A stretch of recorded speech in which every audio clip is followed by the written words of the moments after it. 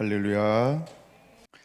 말씀을 함께 봅니다. 열왕기 상 15장입니다. 먼저 3절 한 절 보겠습니다. 아비암이 그의 아버지가 이미 행한 모든 죄를 행하고 그의 마음이 그의 모든 조상 다윗의 마음과 같지 아니하여 그의 하나님 여호와 앞에 온전하지 못하였으나. 아멘. 자, 오늘은 메타싱크 19번째 시간입니다. 다윗의 길 5번째, 오늘은 아비암, 유다의 2번째 왕을 중심으로 다루어 보려고 합니다. 솔로몬은 과연 아비암이라고 열왕기 상은 번역을 하고요, 역대하는 아비야로 번역을 합니다. 그럼 아비암이라는 의미는 어떤 의미일까요? 아비암은 나의 아버지는 바다다, 이런 뜻을 가지고 있고요. 아비야는 원래 야가 들어가면 뭐라 그랬죠? 하나님. 그래서 나의 아버지는 하나님이시다. 이게 아비야입니다. 근데 열왕기에는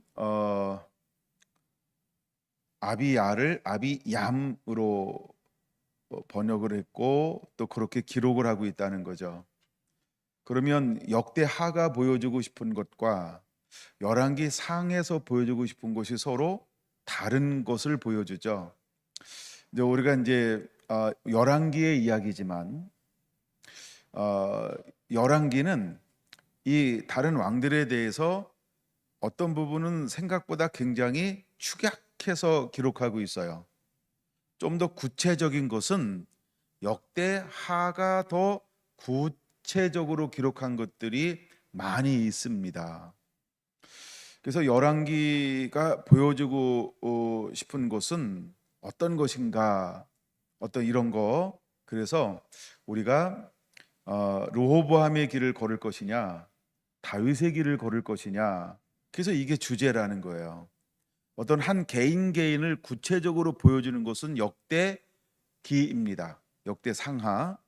근데 전체적인 맥락에서 우리가 누가 다윗의 길을 걷고 누가 르호보암의 길을 걷느냐를 보여주고 있는 것은 열왕기 상하가 더 우리에게 직설적, 직접적으로 잘 보여주고 있다라고 하는 것입니다. 그래서 혹시 왜 아비얌이 아비야가 되고 아비야가 아비얌이 되는가?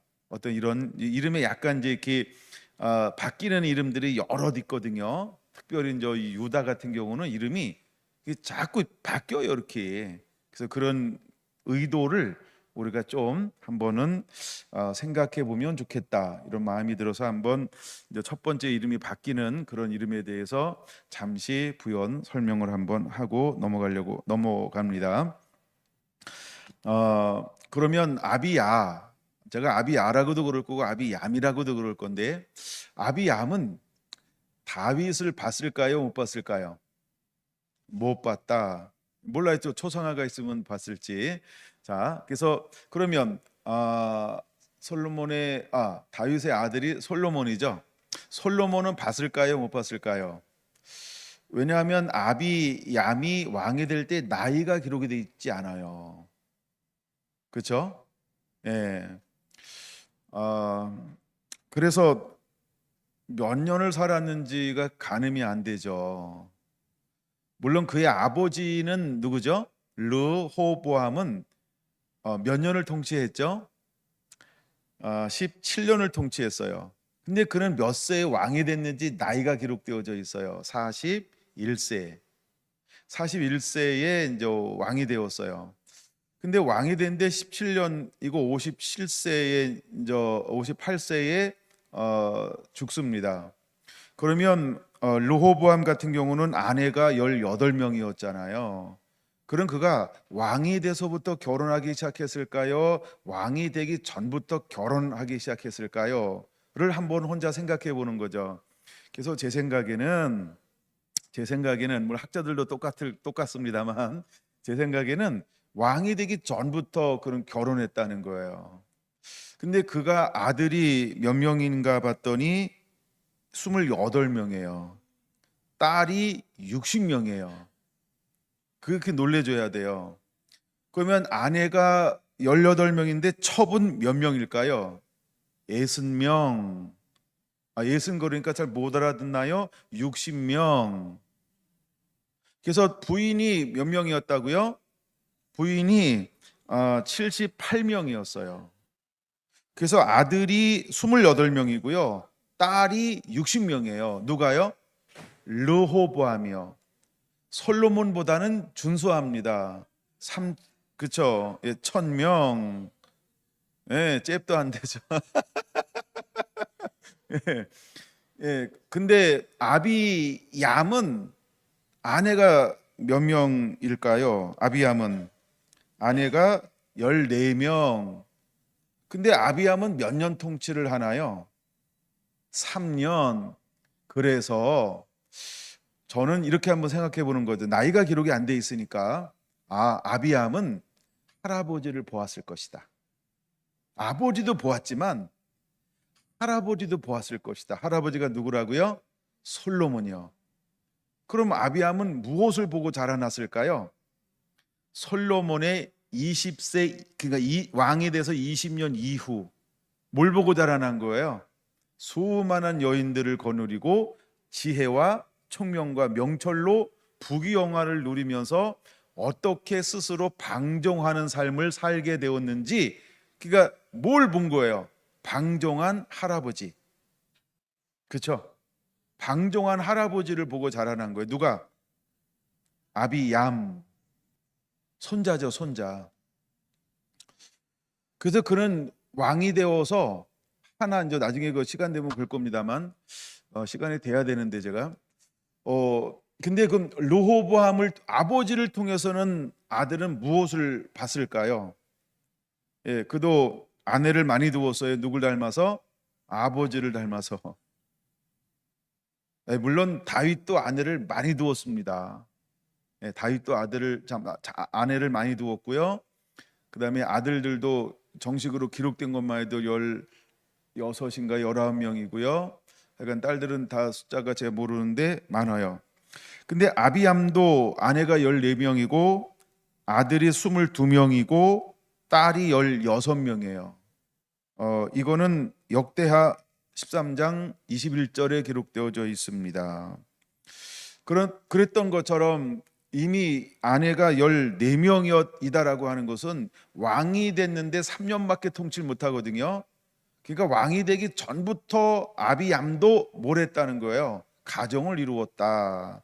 그 다음에 3년밖에 안 되는데 아들이 22명, 딸이 16명. 그러면 아내가 14명이니까 2년에 한 번 아니면 연년생 한다고 그래도 이게 어떻게 안 되잖아요. 그렇죠?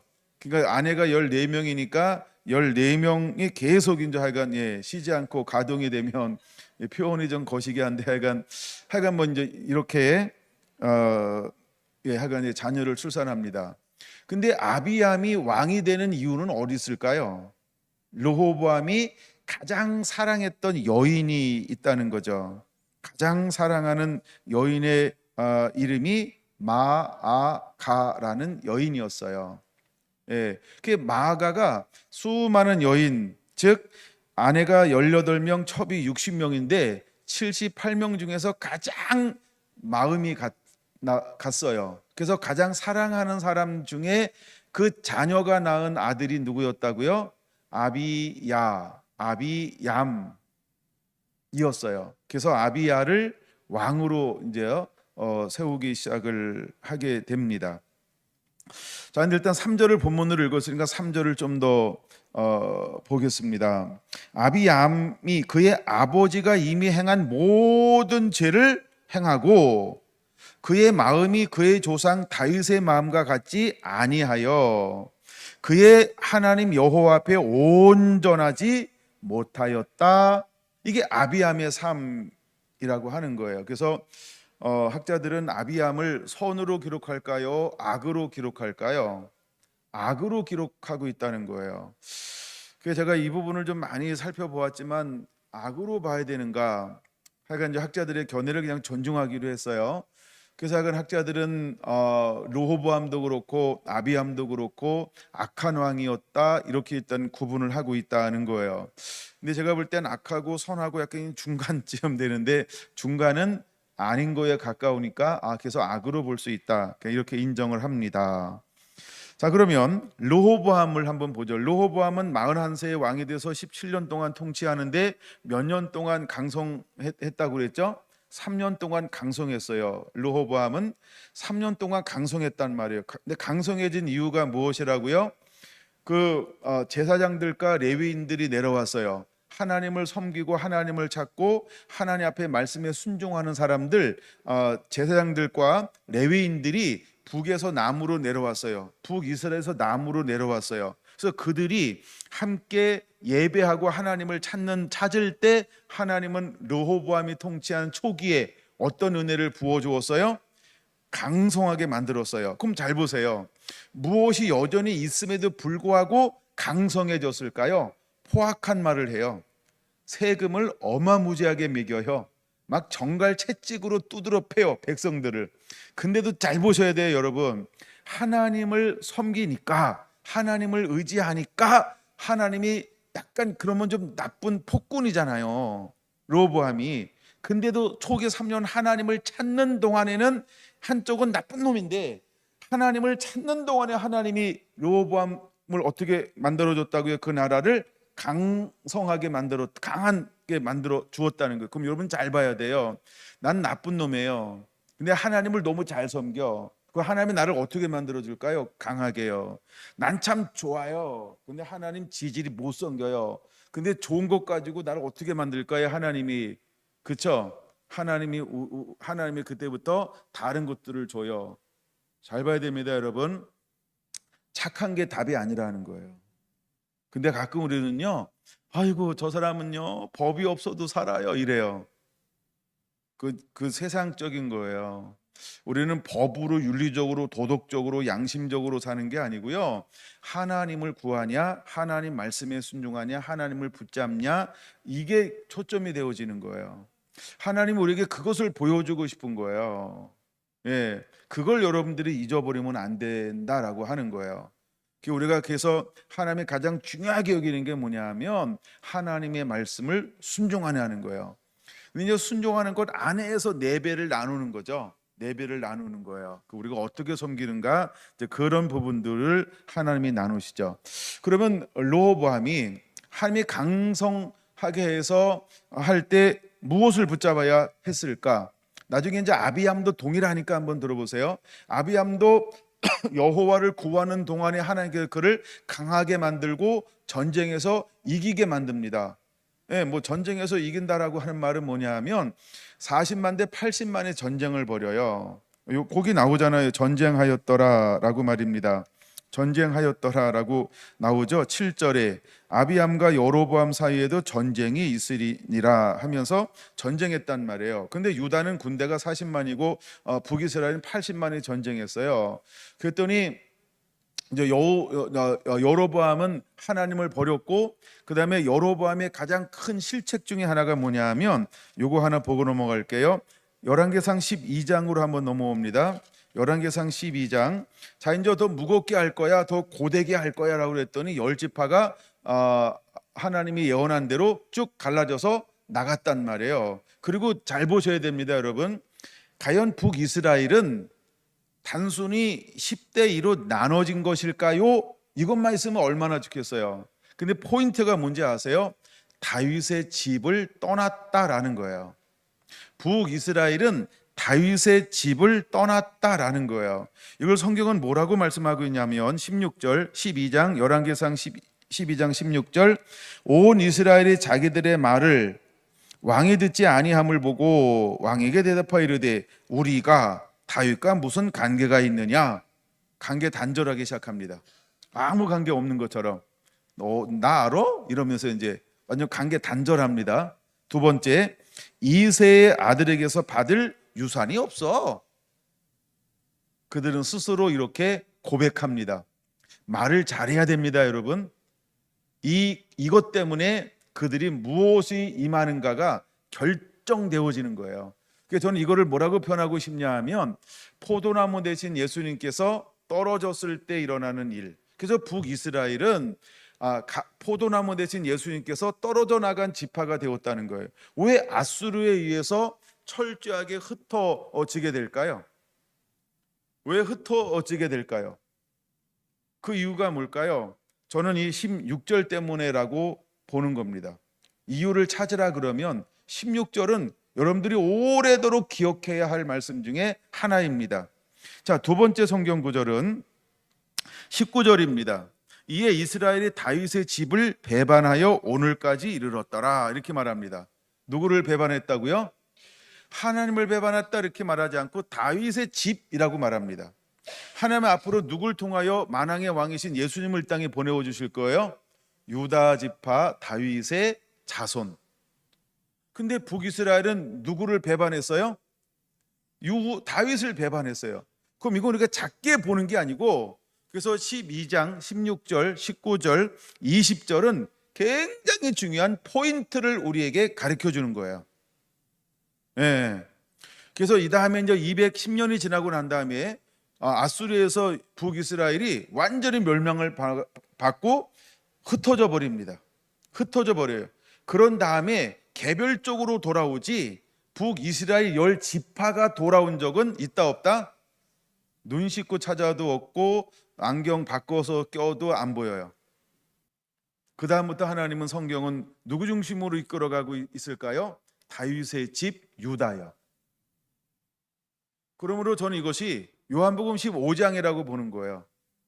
포도나무 떨어지면 어떻게 되는지 말라지느니라. 그러므로 여러분들은 믿음을 저버리지 않게 되길 바랍니다. 그리고 말을 굉장히 조심해야 하는 것입니다. 16절은 우리에게 그런 걸 보여주는 거죠.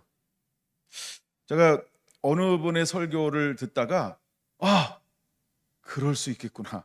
그리고 다시 성경을 보기 시작했어요. 다시.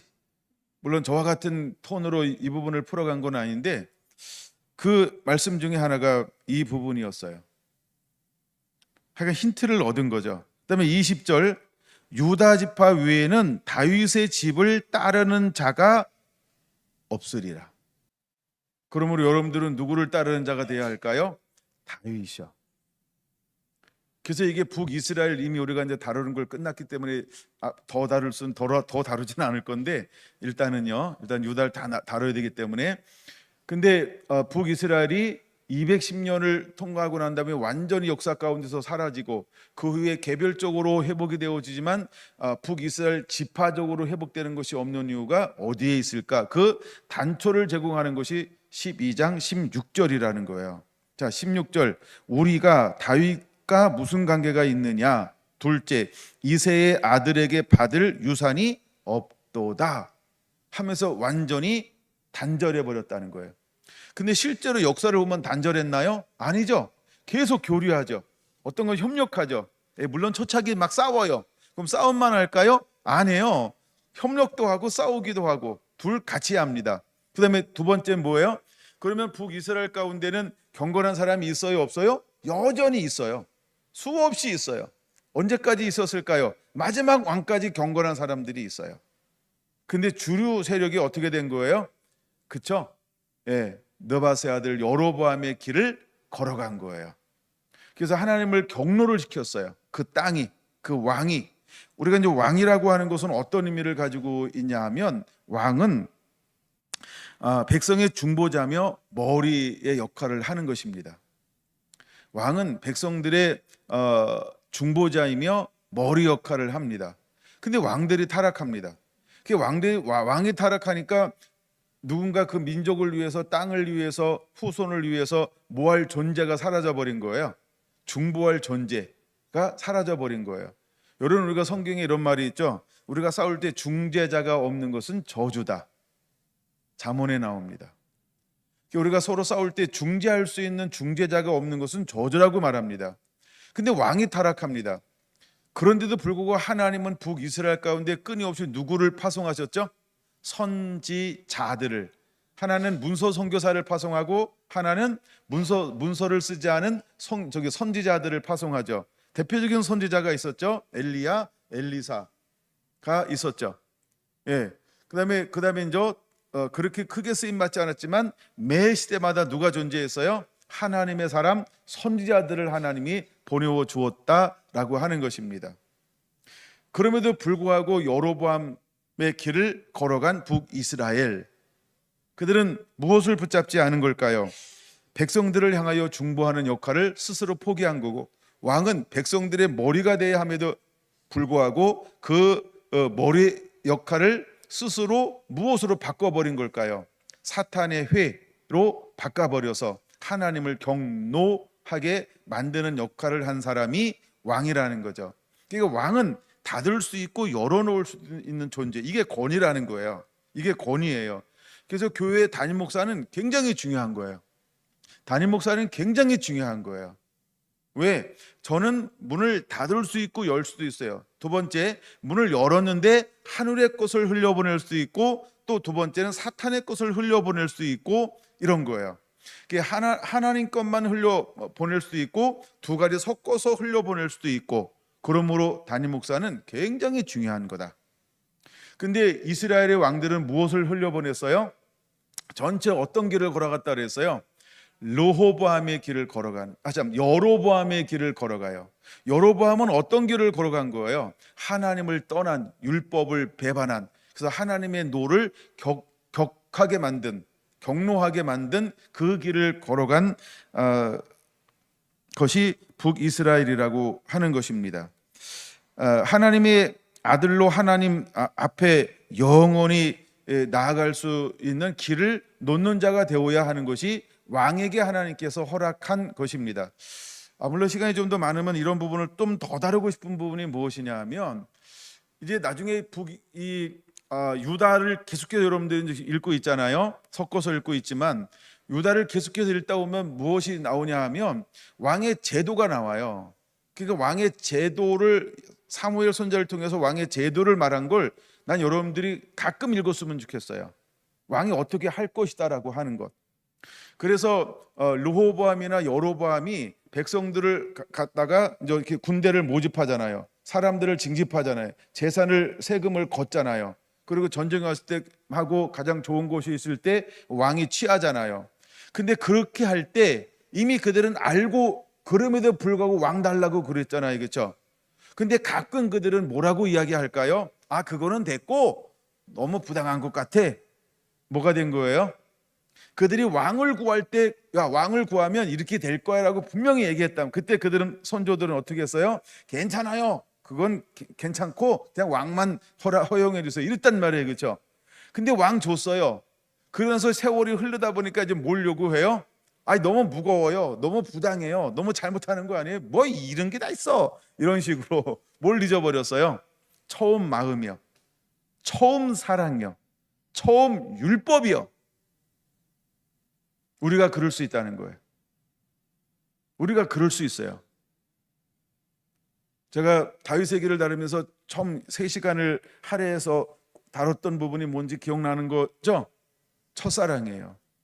물론 제가 이제 주일날 첫사랑에 다시 이제 나오기 시작할 건데, 오늘 이걸 다 나누면 이제 우리가 세 번째 왕이 이제 아사죠. 네 번째 왕이 아사인데, 아사부터 뭐가 나오냐면 첫사랑이 얼마나 중요한지가 거기서 등장하는 거예요. 예. 그래서 이제 초점은 처음 마음이라고 하는 거예요. 여러분, 아사가 하나님을 섬기는데 어떻게 섬기냐 하면 아주 끔찍하게 섬겨내고 있는 걸 볼 수 있게 될 것입니다. 자, 그러면 이제 요 정도 보고 시간이 막 가니까요, 어디로 넘어가야 되냐 하면 저는 역대의 하로 좀 넘어가고 싶어요. 역대하 13장 먼저 보겠습니다. 자, 이제 역대하 넘어갔죠? 13장 보자 그랬죠? 드디어 이제 여기는 1절 여로보암 왕 8, 여로보암은 이제 북이스라엘 왕 1대 왕을 말하는 거고요. 8째 해에 18년째에 아비야가 유다의 왕이 되고, 드디어 여기는 아비야라고 했어요. 그렇죠? 아비야라고 했습니다. 예, 나의 아버지는 하나님이시다라고 하는 이름을 가지고 있어요. 그 야, 아비, 야는 하나님, 아비는 그냥 아비예요. 예, 아비살롬 그럴 때 평화의 아버지 이런 것처럼. 근데 자, 예루살렘에서 3년 동안 다스리니라. 그러니까 3년밖에 통치를 못하는 거죠.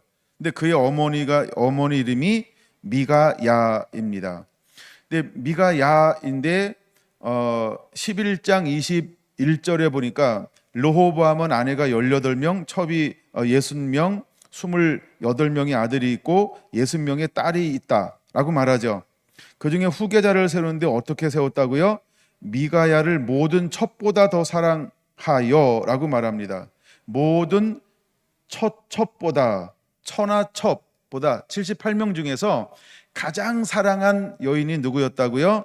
마아가라는 여인이었어요. 근데 그가 낳은 아들을 사랑하기 때문에 무엇으로 삼았다고요? 11장 22절 후계자로 세웠다라고 말합니다.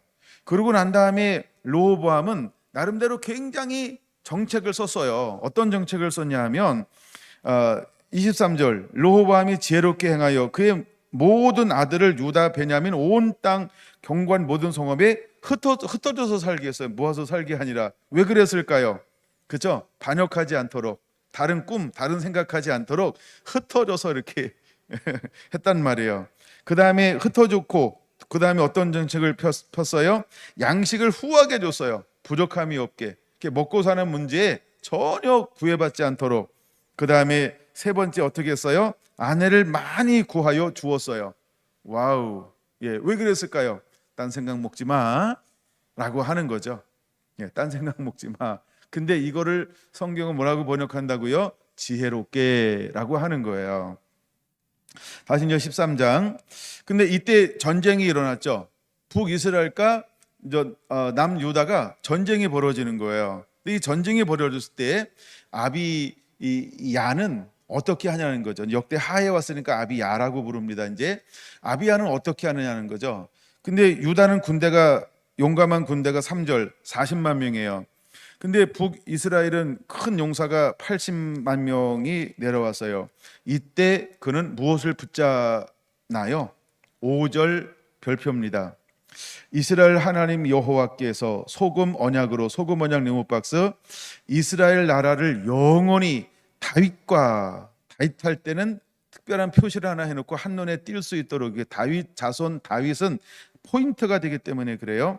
다윗과 그의 자손에게 주신 것을 너희가 알 것이 아니냐 하면서 아비야는 무엇을 하나님께 들이대고 선포하고 있나요? 우리는 다윗의 자손, 다윗의 집, 다윗의 후손. 또 하나님 앞에 우리는 다윗의 후손입니다 하면서 다윗에게 언약했던 그 언약을 들먹이는 거예요. 다윗에게 했던 그 언약과 약속이요. 8절. 근데 북이스라엘은 뭘 했다고요? 다른 색깔로 배반했다고 아까 이제 다루었죠. 11절 12장에서 역대상 12장에서 다루었죠. 완전히 다윗 가문에서 떠났다고 하는 거, 그게 배반입니다. 그다음에 8절 이제 너희가 또 다윗의 손으로 다윗의 자손 표시해 놓고요. 다윗의 자손의 손으로 다스리는 여호와의 나라를 대적하려 하는 도다. 그러니까 아비야는 결론은 악한 왕이란 말이에요. 근데 왕이 돼서 처음에 딱 북이스라엘과 전쟁을 벌일 때 그는 늘 무엇을 들이대냐는 거죠. 그렇죠? 다윗의 나는 가문이야. 우린 다윗의 약속이 흐르는 집이야. 이거를 왕이 들이대고 있다는 거예요. 그러니까 왕이 무엇을 하느냐는 굉장히 중요하다는 거예요. 르호보암도 악한 왕입니다. 근데 초창기 때는 그도 무엇을 들이대요? 그렇죠? 하나님의 약속, 하나님의 말씀, 율법과 법도를 지켜 행할 때 강성하게 됐단 말이에요. 그 다음에 강성해지니까 찾아온 게 뭐죠? 교만이라는 거예요. 교만이 찾아온 거예요. 그 다음에 10절 한번 같이 읽어볼까요? 10절 시작. 우리에게는 여호와께서 우리 하나님이 되시니 우리가 그를 배반하지 아니하였고 여호와를 섬기는 제장들이 있고 아론의 자손이 있고 또 레위 사람들이 수정들어 매일 아침 저녁으로 여호와 앞에 번제를 드리고 분향하고 깨끗한 상에 전설병을 놓고 금 등잔대가 있고 그 등에 저녁마다 불을 켜나니 우리는 우리 하나님 여호와의 계명을 지키나 이렇게 말하죠. 그러니까 지금 이 르호보암이 악한 왕으로 인해서 무엇을 만들었냐 하면 많은 우상들을 만들었단 말이에요. 그러면서도 불구하고 거기서 흐르는 문화와 전통은 무엇이 흐르고 있는 거예요? 그렇죠? 끊임없이 거기는 아직도 성전이 있잖아요. 솔로몬 성전이 무너진 거 아닙니다. 여전히 솔로몬 성전이 있잖아요. 그러면 다른 우상가 산당들은 어디다 세우는 거예요? 솔로몬 성전 안에 아직 세운 게 아니에요. 그렇죠? 바깥에 다 세우는 거죠. 온 땅에 세우는 거죠. 그런데 그러면서도 여전히 안식일 날은 뭘 해야 될까요? 하나님 앞에 경건한 사람들이 하나님을 하나님에게 예비하는 이 문화가 삶이 여전히 남아있다는 거예요. 그래서 그는 이 위기를 만날 때 아비암이 왕이 돼서 제일 먼저 하는 게 뭐냐 하면 그들을 향하여 뭘 선포합니까? 그러니까 4절부터 12절은 아비암의 설교라고 보통 말합니다. 설교라고 하는 건 뭐냐 하면 선포라고 하는 것입니다. 여기서 그럼 결론적으로 여러분들이 어떤 일을 딱 만날 때 내가 어떤 존재인지를 선포하는 것은 능력이라고 하는 거예요. 그러니까 내가 어떤 존재인지를 선포하시고 고백하는 것이 능력이라고 하는 거예요. 아무 말도 못하는 것이 아니고 내가 어떤 존재인지, 내가 하나님을 어떻게 섬기고 사랑하고 말씀에 순종하고 있는지, 또 내가 어떤 하나님의 약속을 가지고 있는지 그 말씀을 열심히 암송해서 이때 그 말씀을 사용하셔야 됩니다. 내가 어떤 존재인지, 내가 어떤 약속을 가진 존재인지, 내가 하나님에서 어떤 믿음의 사람인지를 선포하는 게 중요하다고요. 그래서 말씀은 강력한 무기라고 하는 거예요. 성령의 검 곧 하나님의 말씀을 가지라 라고 하는 것처럼. 근데 지금 아비암은 전쟁이 일어날 때 다른 걸로 하지 않아요. 다윗에게 준 언약, 그렇죠? 그다음에 우리 민족이 어떤 민족인지, 내가 어디에 속해 있는지, 난 다윗의 자손이야, 난 다윗의 자손이야 라고 하는 무슨 언약? 소금 언약을 선포하고 있다라고 하는 거예요. 소금 언약이라고 하는 의미는 영원히 변치 않는다, 이런 의미가 있는 게 소금 언약이에요. 그래서 그것을 아비야는 선포하고 있다는 거예요. 여러분 그거 꼭 배우시기를 바랍니다. 그래서 10절 12절 우리는 이것이 있다라고 말하고 있습니다. 그런 다음에 14절 그는 어떻게 합니까? 여호와께 부르짖고 라고 말하죠. 그 다음에 15절 유다 사람이 소리 지르매 누구한테? 여호와께. 하나님이 여로보암과 온 이스라엘 아비야와 유다 앞에서 치시니, 그렇죠? 이제는 유다는 북이스라엘과 전쟁을 할 때 누구를 의지하나요? 하나님을 의지해요. 그러니까 그러면 르호보암이 17년 통치했단 말이에요. 그러면 3년 동안 강성했어요. 그 다음에 무너졌단 말이에요. 그러면 17년에서 3을 빼니까 몇 년을 무너진 거예요? 14년을 무너졌단 말이에요. 그리고 결국은 무너졌어요. 그 다음에 왕이 됐어요. 전쟁이 일어났어요. 다시 아비암이 제일 먼저 한 게 뭐냐 하면 여호와를 의지했다는 거예요. 그랬더니 하나님이 어떻게 하시는 거예요? 유다의 자손, 유다 지파 이세에게 있는 유업을, 또 물론 하나님께서 언약하셨어요. 내가 이 예루살렘 땅을 견고하게 할 것이며 예루살렘 성을 무너뜨리지 않게 할 것이며 자녀 손손에게 영원히 물려주게 될 것이다. 물론 이 약속의 말씀이 있어요. 근데 이 약속의 말씀을 붙잡고 아비야가 했던 것이 무엇일까? 여호와를 의지했다라고 하는 거예요. 그러므로 여러분이 어떤 존재인지를 깨닫는 건 굉장히 중요하다는 거죠. 우리의 존재는 어떤 존재예요? 하나님의 자녀되며 나는 하나님의 자녀가 됐다는 거예요. 예수님이 피로 값주고 산 하나님의 자녀라는 거예요. 하늘과 땅의 모든 권세를 소유한 하나님의 자녀라는 거예요. 내가 누군지를 정확하게 아는 것. 그래서 우리가 어떤 영적 전쟁할 때 우리는 나사렛 예수의 이름으로 라고 외칠 수 있다는 거예요. 근데 여러분 그렇게 외치나요? 먼저 염려하고 먼저 걱정하고 먼저 해보고 목사님 안 돼요 이러고 있나요? 그러니까 나라는 존재가 어떤 존재인지를 그것을 먼저 알고 그것을 선포하라는 거예요. 할렐루야. 지금 아비야가 그렇게 하고 있는 것을 보여주고 있는 거예요. 그랬더니 16절 어떻게 합니까? 이스라엘 자손은 유다 앞에서 도망치니라. 왜요? 하나님이 그들의 손에 넘기셨기 때문입니다. 18절은 같이 읽습니다. 시작. 그때 이스라엘 자손이 항복하고 유다 자손이 이겼으니 이는 그들이 그들의 조상의 하나님 여호와를 의지하였음이라. 할렐루야. 하나님을 의지했기 때문이라는 거예요. 21절 아비야는 점점 강성하며, 그 다음도 재밌죠. 아내가 몇 명이요? 14명을 거느렸고 아들 22과 딸 16명을 낳았더라. 그러니까 3년 동안 이걸 다 할 수는 없어요. 그렇죠? 그러니까 이미 왕이 되기 전부터 했는데 이걸 기록하고 있는 거예요.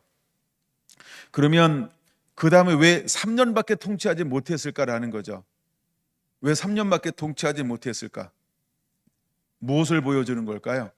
일단 하나 짚고 넘어가죠. 그는 이 왕이 되자마자 뭐 했어요? 전쟁이요. 그래서 하나님을 여호와를 의지함으로 말미암아 그는 승리했어요. 그리고 하나님을 의지하니까 하나님께서 그에게 어떤 축복을 허락했어요? 이기는 강성함을 허락했어요. 근데 강성함을 누리는 동시에 그는 무엇이 찾아왔을까요? 교만이 찾아왔다는 거예요. 교만, 자만. 여러분, 교만은 뭐의 앞잡이라고 그랬죠? 예. 교만은 뭐의 앞잡이라고요? 예, 그렇죠? 예. 그러니까 여러분, 교만이 그렇게 무서운 거예요. 교만이 그렇게 무서운 거예요. 저를 향하여 하는 이야기입니다. 아, 내가 교만하구나 이런 거, 내가 자만하구나 이런 거. 여러분, 우리가 한번 자만하기 시작하잖아요. 끝납니다. 정말 자만하면 끝나는 거예요. 그래서 첫사랑이 그렇게 중요한 거예요. 처음 행실이 그렇게 중요한 거예요. 자만하면 그때부터 뭘 하지 않아요? 예, 그렇죠? 첫사랑 신경 안 써요. 자, 이제 중요한 거 하나 더 살펴보고 오늘 말씀을 마치려고 합니다. 제가 엄청난 빠른 속도로 지금 나누고 있는 거예요. 자, 한번 보세요. 솔로몬 일대라고 하세요. 일대. 솔로몬이 일대라고 봅시다. 그 다음에 누가 있죠? 르호보암. 그 다음에 누가 있죠? 아비암이 있어요. 아비암. 그 다음에 이제 르호보암, 아비암. 그 다음에 일어나는 왕이 누구죠? 아사가 아니라 아사. 아사 왕은 손안왕이에요. 그는 41년 동안 통치해요. 물론 그저 다음 시간에 볼 겁니다만 그는 개혁하는 왕이에요. 개혁하는데 뭘 전부 무너뜨릴까요? 솔로몬이 만들었던 모든 신상과 산당을 없애버립니다. 나중에 이제 후기로 갈수록 무엇은 없애는데 무엇은 없애지 못해요? 그쵸, 산당은 놔두더라. 일단 말이에요. 근데 초기 왕 아사는 무엇도 없애버려요? 산당도 없애버려요. 자, 그러면 다시 보는 거예요. 이거 한번 성경을 찾아서 한번 볼게요. 성경을 한번 찾아서 보겠습니다. 출애굽기 20장. 출애굽기 20장으로 다시 가야 돼요. 올 초에 우리는 십계명을 함께 다루었죠. 물론 육체의 소욕도 함께 다루었어요. 우린 세월 지나면 다 잊어버리는 다 동물이니까 게다가 씨름한 사람은 기억할 겁니다. 씨름한 사람 막 피부에 막 감각에 막 남아 있어야 되는데 여기에 이걸 목사님이 또 할 줄 몰랐죠. 예. 저는 두 번째 계명을 한번 보고 싶은 거예요. 두 번째 계명 4절입니다.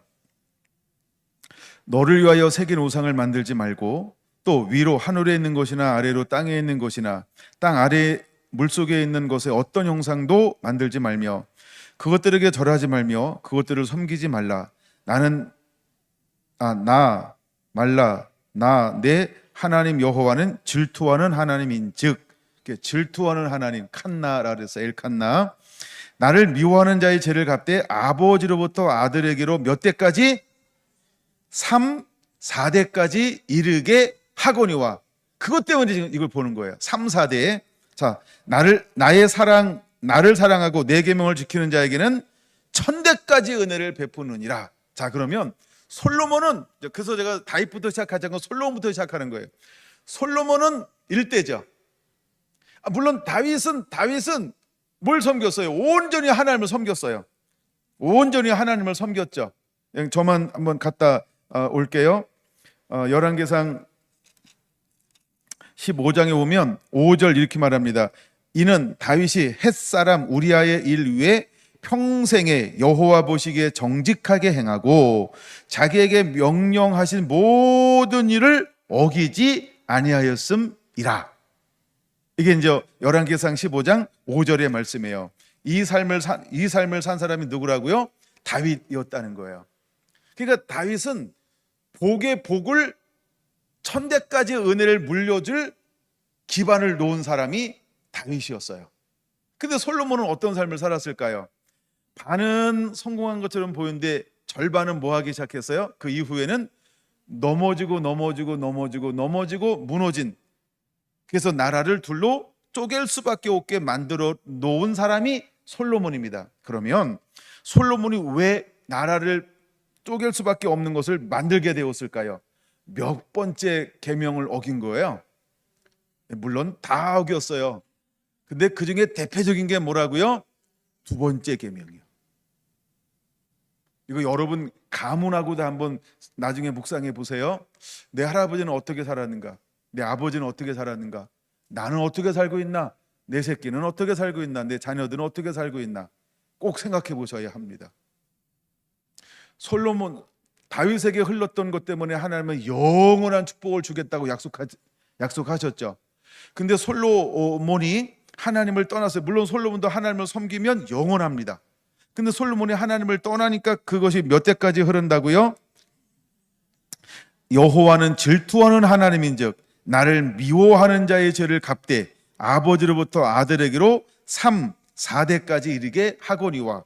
그럼 여러분 한번 잘 보세요. 솔로몬 1대죠.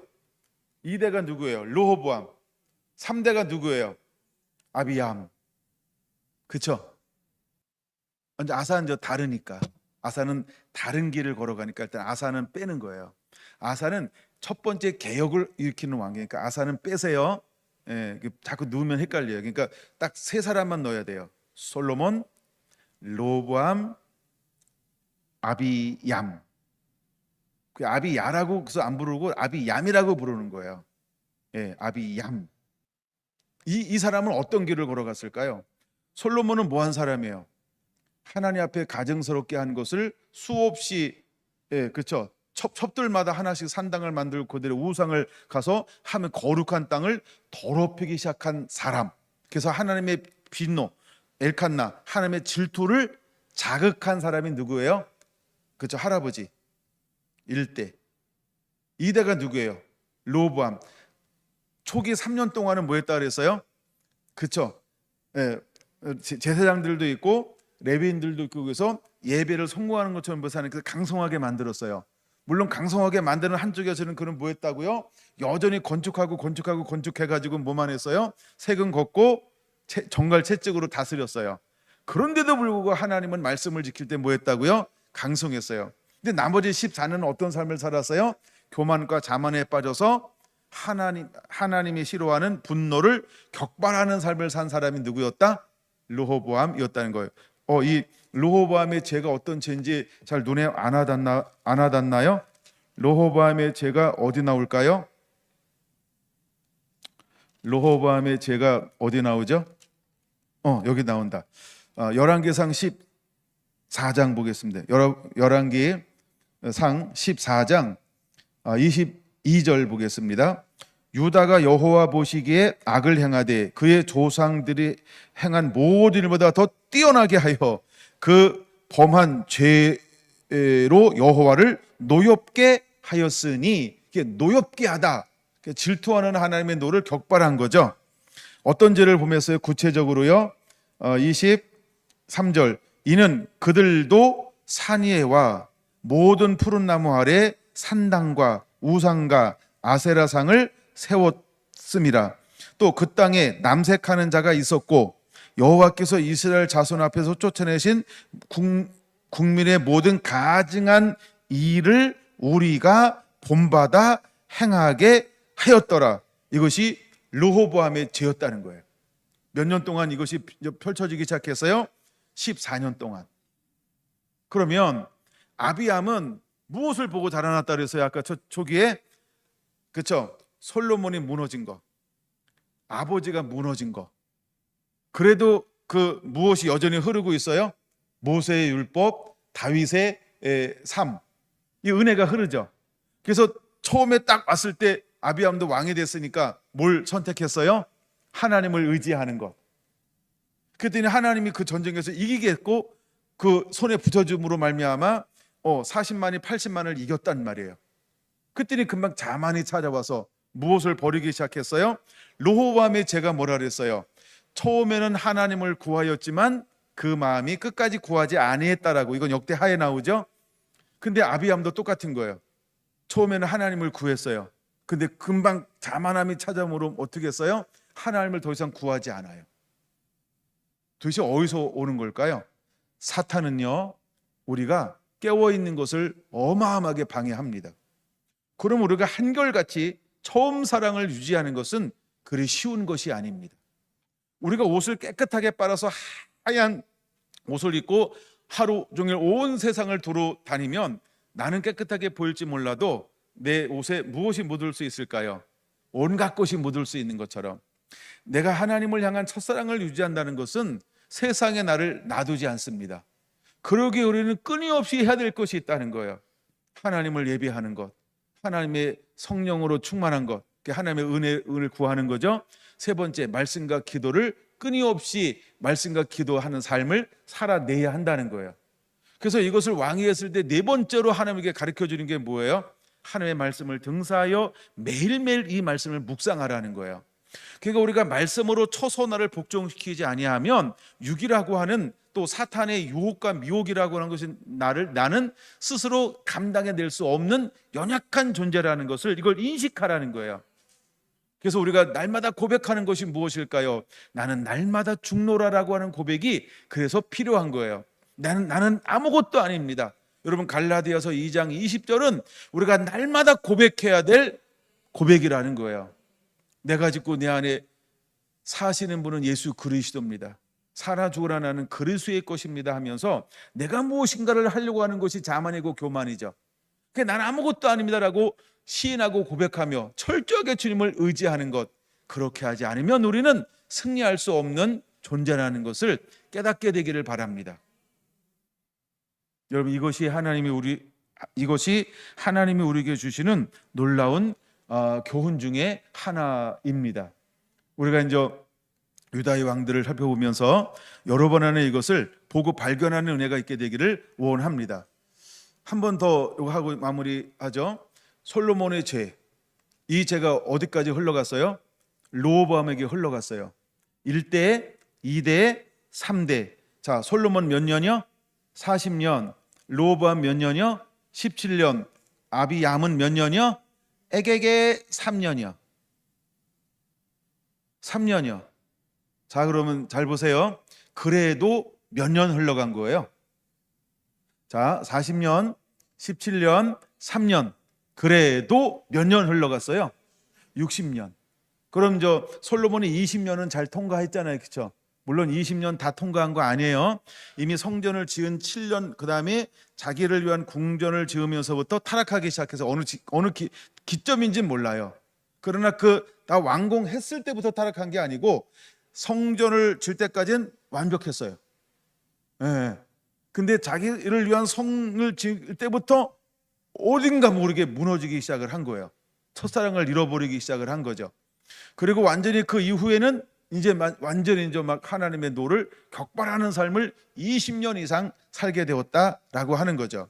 그래서 하나님께서 솔로몬의 죄로 말미암아 뭐 한다 그래서 나라를 찢어 나누어 줄 것이다라고 누구한테 얘기했죠? 여로보암한테. 예. 하나냐 선자를 통해서 선포하게 하는 거죠.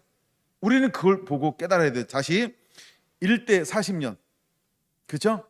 2대 17년, 3대 3년. 이 죄가 하나님을 질투할 때 그 죄가 몇 대까지 이른다고요? 3, 4대까지 이르거니와. 그럼 여러분 잘 보셔야 돼요. 실제로 유다의 나라에 이 10계명 중에 두 번째 계명이 살아있는 말씀이 된 거예요? 멈추거나 죽은 말씀이 된 거예요? 그럼 오늘날은 이 말씀이 죽었을까요? 작동하지 않을까요? 그럼 여러분 다시 이제 생각해 봐야 됩니다. 우리가 신앙의 초대일 수 있어요. 내가 신앙을 처음 가문이나 집안에서. 그러면 나는 무엇을, 어떤 길을 닦는 자가 되어야 할까요? 나는 자꾸 조상 탓하지 말고, 집안 탓하지 말고, 배경 탓하지 말고, 또 이제 딴 교회 다녔던, 아우 내가 진짜 김경수 목사님 만나야 되는데 그런 거 옛날 다녔던 거 탓하지 말고, 이제 우리가 이 말씀 나누니까 지금도 살아있으니까 늦지 않은 거잖아요. 그렇죠? 지금이라도부터 시작하자는 거죠. 그렇죠? 우리는 어떤 길을 걸어가야 할 것이냐 하는 거죠. 여러분, 다윗이 걸어갔던 그 길을 걷는 자가 되기 원합니다. 반드시 내가 잘하면 하나님은 나로부터 몇 년 동안 축복해 줄 거예요? 1000년. 그렇죠? 1000대에 이르기까지. 1000년, 참 1000년이 아니고 1000대라고 하는 건 영원하다, 이런 의미가 있는 거예요. 난 여러분들이 그런 때로는 원년이 되는 사람이 되기 원하고, 만약에 그런 축복을 물려받았다라고 한다면 이것을 내 때에 실패로 만드는 솔로몬이 되는 것이 아닌 그것을 이어갈 수 있는 거룩한 세대의 주인공이 되기를 예수님의 이름으로 축원합니다. 너무나 감사한 건 저는 아비야를 읽으면서 감사했어요. 왜 아비야를 읽으며 감사했는지 아세요? 3년으로 끝나니까요. 물론 아비야는 누구의 길을 걸어갔다 그랬어요? 르호보암의 길을 걸어갔더라 라고 말하고 있어요. 근데 그는 마음이 온전치 않아. 마음이 온전치 않아. 여호와 앞에 온전치 못하였다 라고 말하고 있어요. 온전치 못하였지만 하나님은 아비야만 보는 것이 아니고 늘 누구를 보는 거예요? 그 시작점인 다윗을 보고 있는 거예요. 왜? 중요한 거 잘 들어요. 유다는, 솔로몬도, 르호보암도, 아비얌도 무엇을 떠나진 않았어요. 조상을 팔아먹지 않았어요. 다윗을 버리진 않았어요. 아이 난 필요 없어 할아버지, 그렇죠? 아이 난 다윗은 필요 없어, 이런 고백을 한 적이 없다는 거예요. 굉장히 중요한 겁니다. 이거 이해가 되시나요? 그래서 하나님이 다시 이제 열왕기상 15장으로 돌아와서 뭐라고 말씀하고 있냐 하면 4절입니다.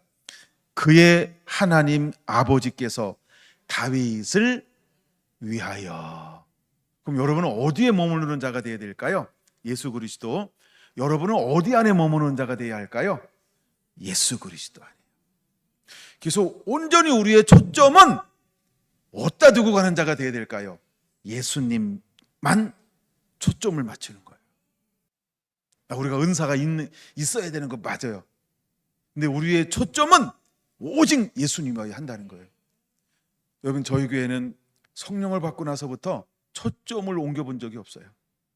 예수님이기를 원했고 예수님이었으면 좋겠고 늘 예수님께 초점 맞추려고 얼마나 바둥바둥대고 있는지 몰라요. 물론 누군가를 볼 때는 끊임없이 우리가 흔들려요. 김경수가 흔들려요. 성결한 교회가 흔들려요.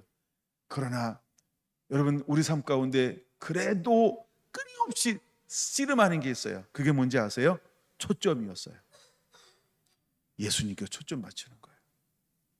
교만하지 않으려고 수없이 쳐서 복종시키고, 자만하지 않으려고 수없이 쳐서 복종시키고, 이것이 제가 하는 씨름 중에 하나예요. 물론 저는 허점 투성이에요. 근데 내 중심 안에 뭐가 있는지 아세요? 그 흔들흔들거리고 더럽고 추잡하고 하여간 뭐 안 좋은 거 만 개가 있어도 초점을 예수님께 놓치지 않으려고요, 얼마나 바둥바둥대고 있는지 몰라요. 할렐루야. 저보다 훨씬 훌륭하신 성도 여러분, 너무 멋있다 표현이. 예, 저보다 훨씬 훌륭하신 성도 여러분, 여러분은 초점을 예수님에게서 한 번도 떼지 않는 그런 성도로 살아가게 되기를 예수님의 이름으로 축원합니다. 4절 다시 한번요. 다윗을 위하여 예루살렘에서 그에게 등불을 주시되 그의 아들을 세워 뒤를 잇게 하사 예루살렘을 견고하게 하실 것이다. 여기 끝나는 문장으로 한번 제가 번역을 해봅니다. 그 하나님이 두 가지 약속을 해줬단 말이에요. 첫 번째는 뭐냐면 그 아들을 세워 뒤를 잇게 하겠다. 그래서 북이스라엘은 전체적으로는 9번 바뀌었어요. 9가문이 있단 말이에요. 북이스라엘은. 근데 남유다는 왕이 20명인데 그렇죠? 345년이 가는데 왕이 바뀌어요? 안 바뀌어요? 안 바뀌어요. 남유다는 한 가문이 가게 만들어요. 이거 어떻게 할 거예요? 그렇죠? 누구 때문에 이렇게 한다고요? 다윗 때문에요. 그럼 난 여러분들에게 하나의 축복의 말을 좀 부탁드리고 싶어요. 여러분의 신앙과 믿음 때문에 여러분의 자녀 후손들이 흔들리는 것은 있을지 몰라. 그렇죠? 그러나 그 원초적인 축복을 한 번도 집안에서 가문에서 떠나지 않는 그 복을 누리는 믿음의 가문 되기를 예수님의 이름으로 축원합니다. 두 번째입니다. 예루살렘을 견고하게 할 것이다. 누구 때문에요? 다윗 때문에요. 이제 예루살렘이 계속 침범을 받아요. 공격을 받아요. 얼마나 많은 전쟁이 있는지 몰라요. 그런데 예루살렘은요 안 무너져요.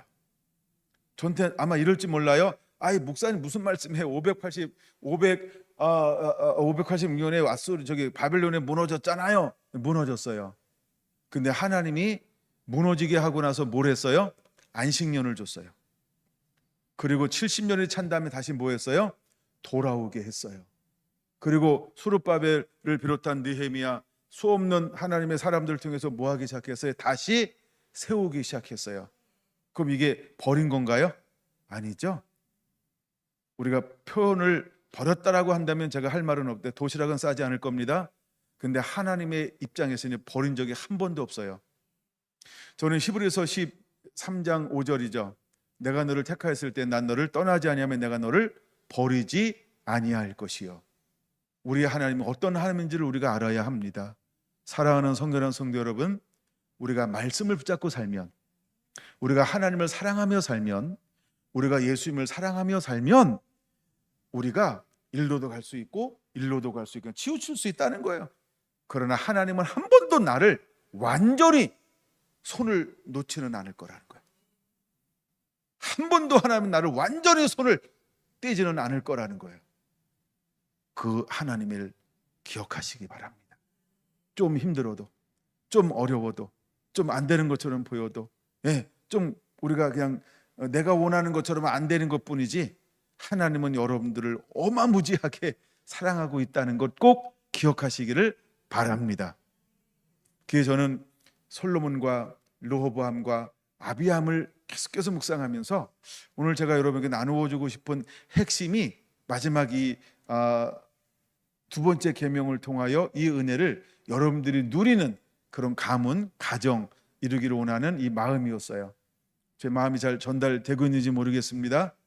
여러분들은 이제는 가문을 아름답게 세워져가는, 내가 자녀들에게 뭘 물려줄까 다른 거 신경 쓰지 말고요. 우리가 원초적인 것 딱 하나 있어요. 그게 뭘까요? 바로 신앙입니다. 오직 예수. 여러분들이 믿음으로 말씀으로 순종하여 살면 자녀에게 반드시 무엇이 흘러갈까요? 믿음의 유산이 물려지는 거예요. 그렇게 승리하는 부모 세대가 되기를 예수님의 이름으로 축원합니다. 기도합니다.